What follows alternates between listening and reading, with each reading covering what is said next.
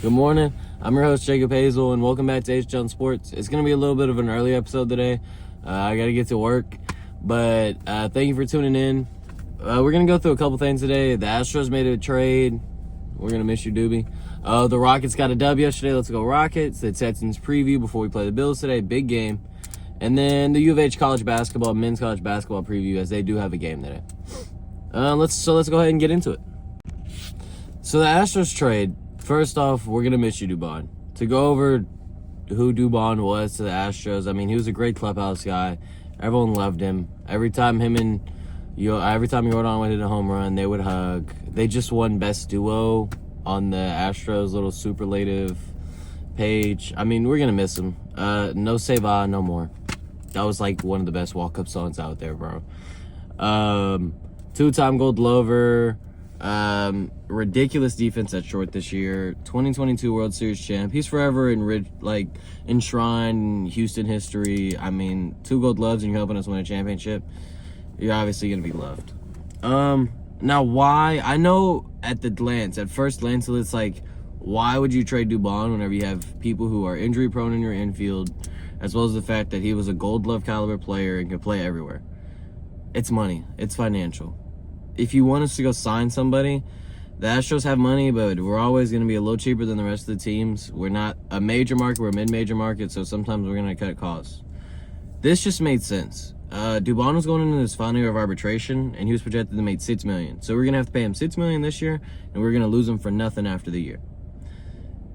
But Nick Allen is arbitration eligible until 2030, and his arbitration is only projected to be about $1.5 million. So we're saving about $5 million this year, on top of the fact that we're getting a controlled asset for the next 4 years.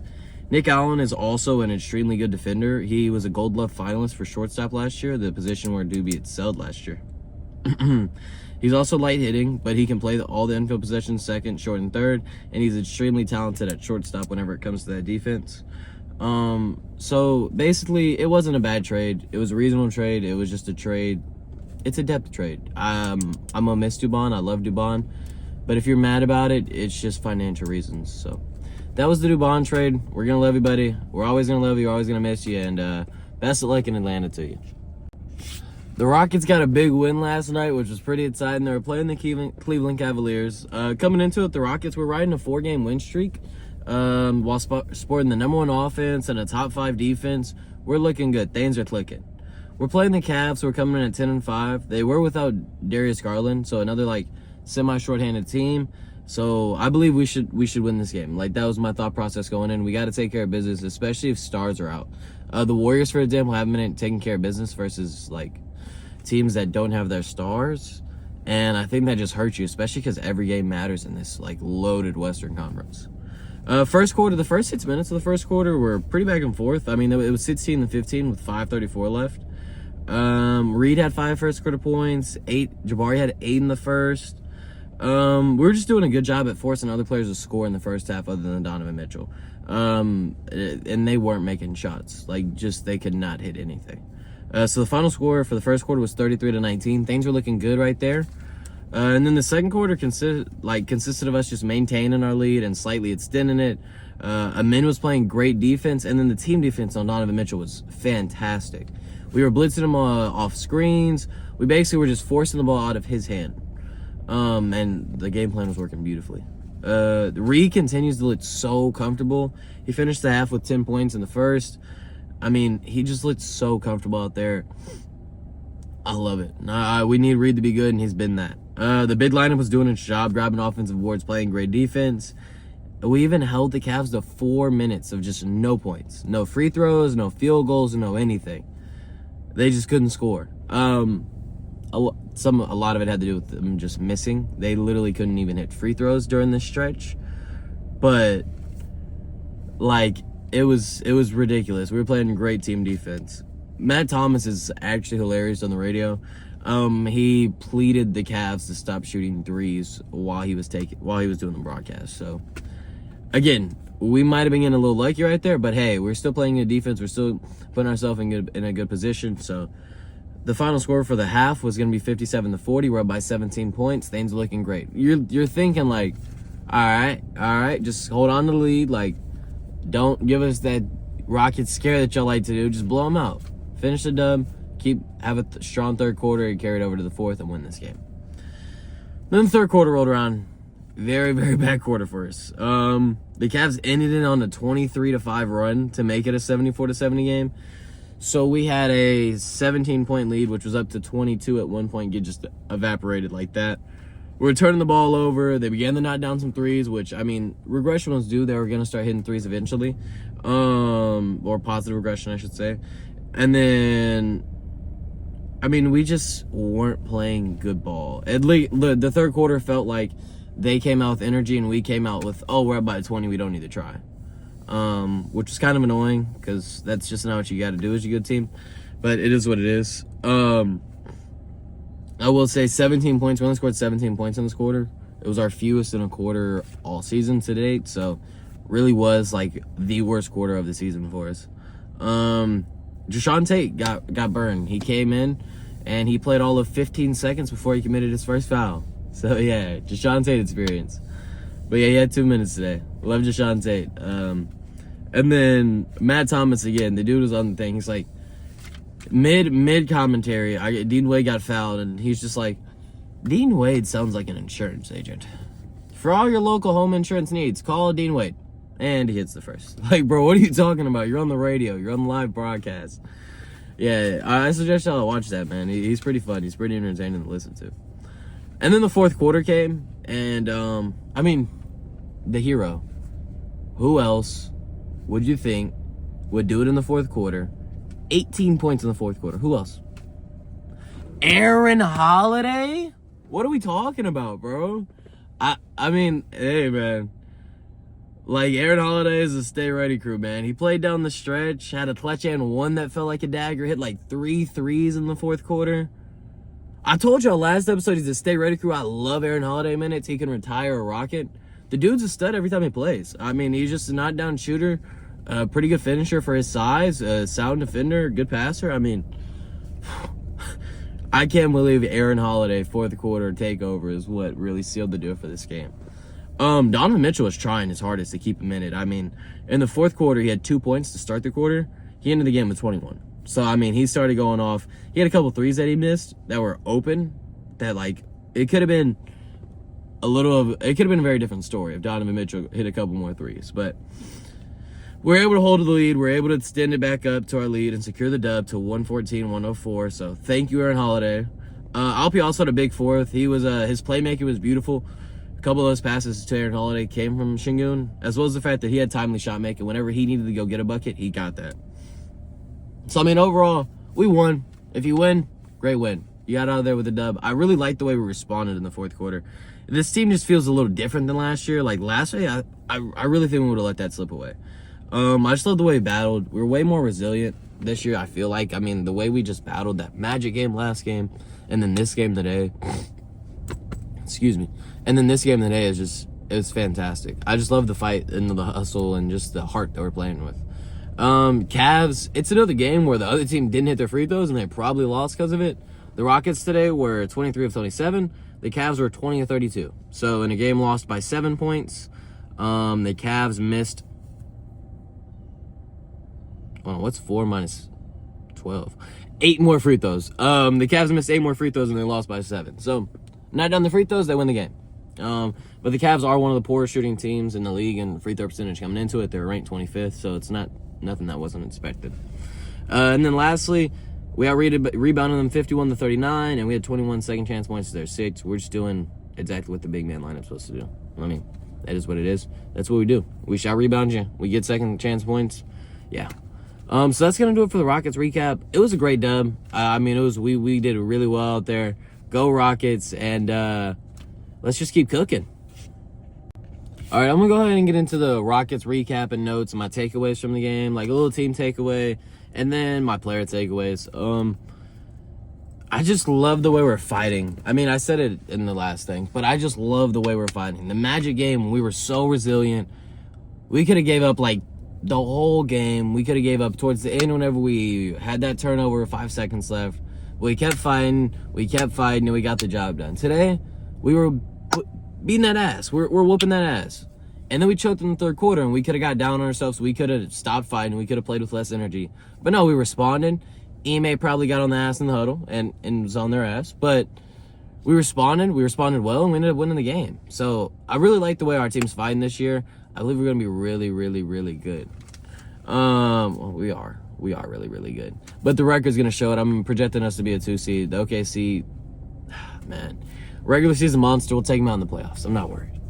We're going to turn the ball over. That's okay. Like, just, if you're a Rockets fan, get used to higher number of turnovers this year. It's going to happen, and that's just what we're going to have to live with. Ime literally said it himself. It's just something you got to accept. Like, you're running a 7-foot center as your guard and a 6'7" Amin Thompson, who's not really a traditional point guard. You can tell by the way he plays. So it's like, you got to get used to these turnovers. They're going to happen. You're not having a Fred VanVleet, a floor general out there. You're having a center who's getting double teamed constantly and a 6'7" point guard who's probably not a point guard. So just get used to it, and it's a trade-off we're going to have to live with, which I think I'll take. I mean, a couple more turnovers, but we're still getting quality lids shot like every time we go down there. A lot of the times I feel like, so just get used to the turnovers. It's going to happen. It's something we're going to have to live with this year. They're going to be elevated. We don't have a point guard. We continue to shoot the 3-ball well, which is something we didn't really do last year. Like, I really didn't feel confident on a 3-point shot at all. But, I mean, we're around 40% this year. We look like a good shooting team. We don't shoot that many of them because we like to take open threes or really good shots. We will attack the rim more. But we're hitting them. And we have the personnel to keep hitting them. And then I'm just loving our playoff versatility. Like, our playoff matchups, the way we can scheme and do different things in the playoffs. We can play zone with our double big lineup. We can go out there and we can run a whole 6-7 plus lineup. If we want, we can run a traditional, just a center, wings, and a Amin Thompson. If you want to run only shooters, you can do Reed out there instead of Amin, Jabari, Aaron Holiday. And then if you want to go small ball, you can throw Jabari Smith at the 5 and stretch it down like Tari, Amin, Reed, Okoye, or something like that. So it's like, we can do a ton of different things in the playoffs, which I think is huge because you have to adjust based on your matchup and based on who's got it going. Because if the double big lineup's getting cooked in game 1, the first quarter, I don't think it's going to play like that at the rest of the game. Maybe they'll try it again game 2. So you got to have versatility. You got to be able to adjust. And you got to have people coming off the bench like Josh Okogie, Aaron Holiday, Reed Shepard, Tari Eason, all these guys that are coming in off the bench and contributing. You got to be able to have those guys in the playoffs who can play good minutes for you. So that's going to do it for the team recap portion of it. And then for the players, 28, 11, 7, 1-1. I mean, 28, 11, and 7. You already know the stat line that is. Alperen Şengün, 10 of 17 from the field, 8 of 10 from the free throw line today. His footwork is like elite. Like, some of the moves are crazy. I swear I think he travels. And then I watched replay, and it's like the way he ball fakes at the same time that he doesn't move his foot. I don't know. He's very, very talented with his footwork. Only big man in the league that's better is probably Jokic. I mean, Jokic is different. But besides Jokic, I genuinely think Alpi has the best footwork in the league for a big man. And then even though Min is not looking like the best offensively this year, everything else looks great. He's still rebounding the ball. He's still being a good passer and willing passer. He's still playing great defense. The shot, I don't really care. Like, it'll come around. If it doesn't come around, oh well. He's still an okay offensive player because his finishing around the rim and his transition offense. But I mean, today, 9 boards, 6 assists, 5 steals. He's going to contribute, and he's just doing a great job. Shout out to Amin, even though the scoring might not necessarily where you wanted it to be, but he's also like the third option, I guess, if that. Like, him, Jabari, Reed, basically all of them are like the third option behind Katie and Şengün, who are dominating the ball. So he's playing great. Shout out to Amin Thompson. Reed continues to improve. I feel like his willingness to attack the rim is the biggest difference. These past couple games, you're seeing him attack the rim, elevate, go at centers, go at big men, and just laying on him because he can. He's very athletic. He can get high up in the air, and he's a pretty good finisher. So just keep attacking the rim. Keep going with that confidence. You got it, Reed. I mean, you're cooking. You're doing great this year, bro. Keep cooking. We need you, man. We need you. One last thing. He does, if he wants to take that starting role and take that next step onto the team, he is going to have to take that next step as like a true point guard. I feel like right now he's looking more for a shot, which there's nothing wrong with the way what we want him to do. But if he is going to end up starting, I think he is going to need to be able to look for his teammates off that pick and roll or start making a couple more passes. Not saying he can't or isn't able. He's getting buckets is what he's told to do, but I think that's the next step in his progression. And then, lastly, to keep it going, KD struggled today. I mean, 6 of 18 from the field, but the attention he draws he still draws so much attention whenever he's out there. So it opened up a lot for the rest of the guys. Jabari had 14 and 9 and a flagrant foul. Apparently Naquan Tomlin may have given him an extra shove or whatnot. To me, it looked kind of like he got riled up because Naquan Tomlin dunked near him, and then said a couple words towards him, and then they went down, pushed each other a little bit. Nothing serious, but I love seeing flagrant fouls from the Rockets, man. It's fun. And then Adams had 11 boards, continues rebounding the hell out the ball, and Capella's averaging 4.5 boards in 10 minutes. I mean, if you just scale it out to 30, not 36, that's 15 boards in 30 minutes. The guys, Capella's been so good this year in limited action. I mean, you wouldn't know because he's a third-string big, only getting 10 minutes, but shout out to Clint Capella. And then the Aaron Holiday spotlight is who we're going to do it on today. I can't wait till the end of the episode to do the spotlight. I'm too excited to talk about Aaron Holiday. He's a stay ready crew, man. He literally saved the Rockets today. I love Aaron Holiday minutes. He's a knockdown sniper. He's a near 40% three-point shooter as a Houston Rocket. He's a good inside defender. He always has good vibes. If you ever catch him on the bench or you ever see the camera pan them on the bench, he's typically laughing or talking to some of the guys on the bench and having a good time, which is good. You want to have someone that has good energy. I love Cam Whitmore, but every time Cam Whitmore got panned on that bench, he would literally had the blankest face. He comes in ready to play. I love having him as a depth piece. He's just an extremely underrated player. He's been around the league for about 7 years now. So, I mean, he's in the league for a reason, and this is showing you why. And then I did my own little research. Games where he gets 15 or more minutes, and this is including, I'm literally counting games where he's got 15 minutes. The most he ever got in a game that I think I counted was 25 or something, or maybe 29, but it was most of his games were ranging from 15 to 22.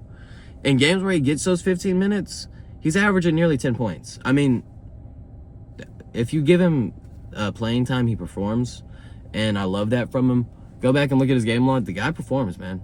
10 points per game in about probably 17, 18 minutes is where the average landed is very, very good, and you can see why he's averaging that. I mean, the guy cooked today.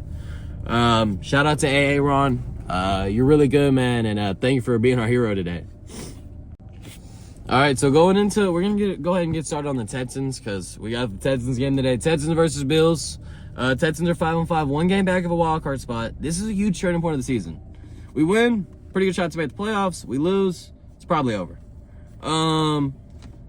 The Bills come into it at 7-3. They're 4th in points per game, 4th in third down percentage, something we're really good at, 7 teams on third downs. However, they're a league average defense, which is hopefully something we can take advantage of. I mean, we're playing with our backup quarterback, so we'll see. Josh Allen has historically struggled versus the Texans, especially in NRG. I'm really hoping that continues because we're going to need a strong from the defense to win this game.